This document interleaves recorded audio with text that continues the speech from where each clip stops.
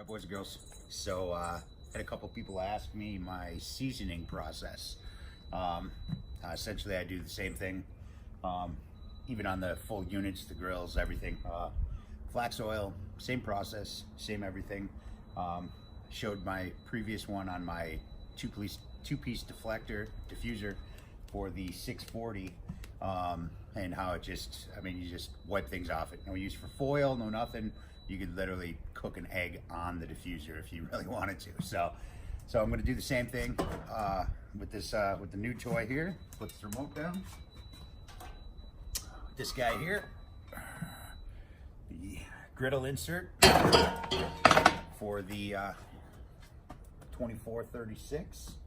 So I got a low fire going in here. Just one or two post oak logs from a previous cook, knocked down, broken up.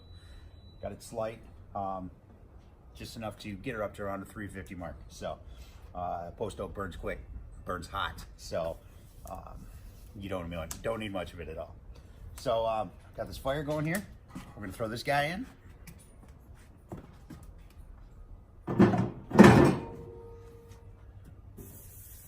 All right, so I'm just gonna let her heat up. Just gonna get it opened up a little bit, just so some of that metal opens up.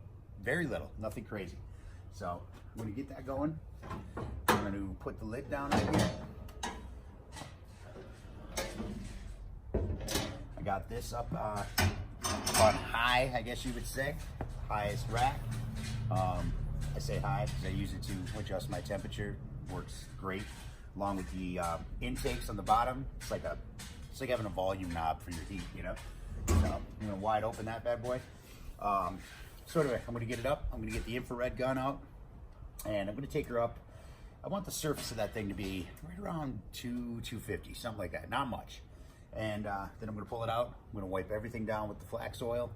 And then we're gonna put it back in there and take her up to around the 350 and just let her roll. So, I'm gonna let this warm up. I'm gonna grab my gun, get the rest of the stuff situated, and we'll get it going. I'll be back. All right, we're back.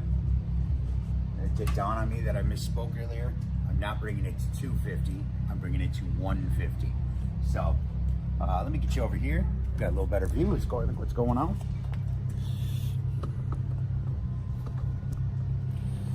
It should be pretty good. All right, so that's what we got. Oh man. I smell a post oak, I'm telling you. Does it for me, you know what I mean? So that's what we're looking at. Just short of 150.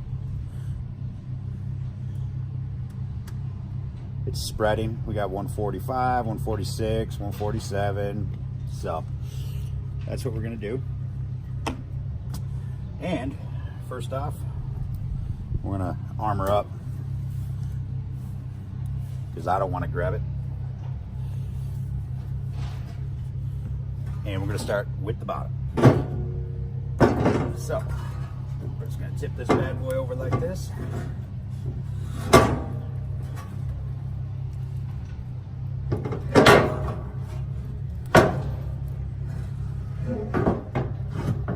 That'll work. Now I use a microfiber cloth,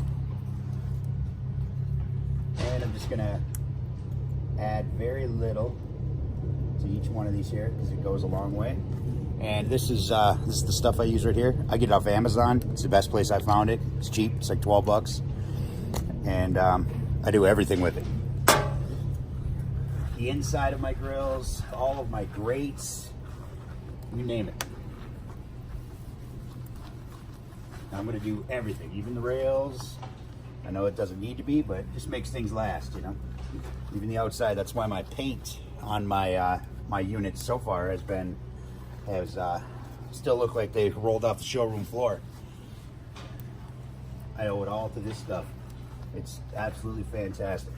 So, see, a microfiber keeps the moisture, so that way when you're spreading this oil around, it doesn't just soak up all the oil. It continues to create a layer on there. So that's why I use the microfiber.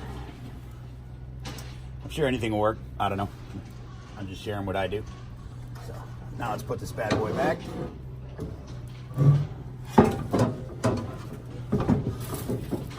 For the record, this thing is no joke. All right. Woo!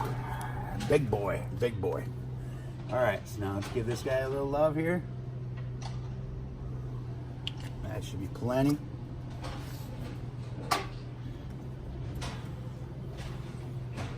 Go a little heavier on the actual surface side. Make sure it's spread out nice and evenly. If you keep it spread out nice and evenly, then when it seasons, you won't get all those multiple spots, you know? Everything just gets coated. The stuff it doesn't create a tacky surface like Crisco and, you know, all that other stuff. I'm gonna do inside the grease trap, so that way I know it's just gonna slide right on out of there. It won't get hot, but I think I might actually, after I get this stuff situated a little bit, I might actually put the other grate back in, the original grate, and just turn it and set it in there and just let the entire thing finish off. Kind of bake the whole thing like a cake, you know what I mean? Typically that's not necessary, but I just want to make sure my my grease tray has a nice non-stick coating, you know? So, all right, now that's a nice coat. I'm not sure how well the camera's picking that up. Nice sheen to it. I'm not seeing any heavy oily spots, nothing like that. It looks evenly spread out. So we're gonna shut this bad boy down.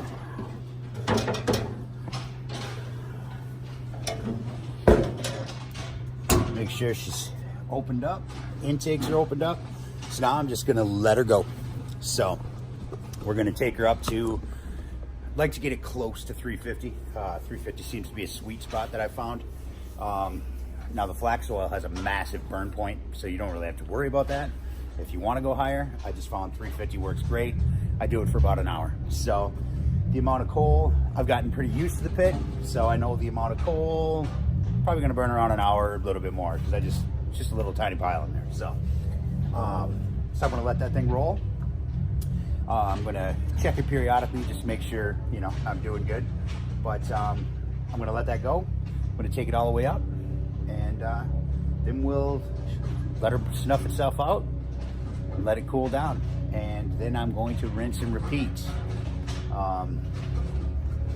2 times might be overkill, but you know, if I could pick my middle name, it would probably be overkill. So that's what I do. So, all right, boys and girls, I'm gonna let this thing roll.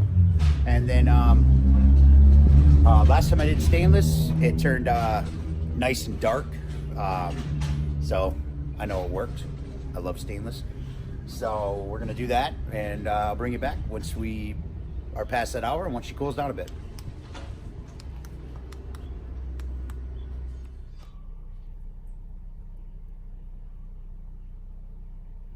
It's holding nice.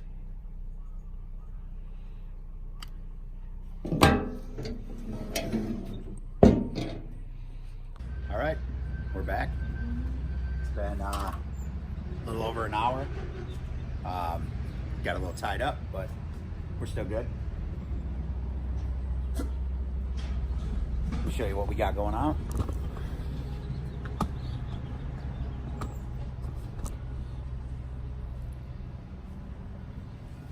And for the record, everybody's seen that little pile of coals in there. After about an hour and 20 minutes, she's still holding strong at just a little over 2. So you can smoke in these things. I do it quite often. It's awesome. And we're still running. I'm not sure if you can see that either. Kind of a shitty angle. But we're still running 350, 360, 340. Wow, I'm actually pretty impressed. I didn't bother spreading out the fire for even heat. But this thing is, wow, pretty evenly distributed. That's pretty impressive. All right, that's here nor there. But anyway, this is what we got. Sidetracked, you know? So, see that beautiful color in there? I know it's hard to see down there. Nothing's tacky. Get a little warm, but as you can see, it's baked right on in there. So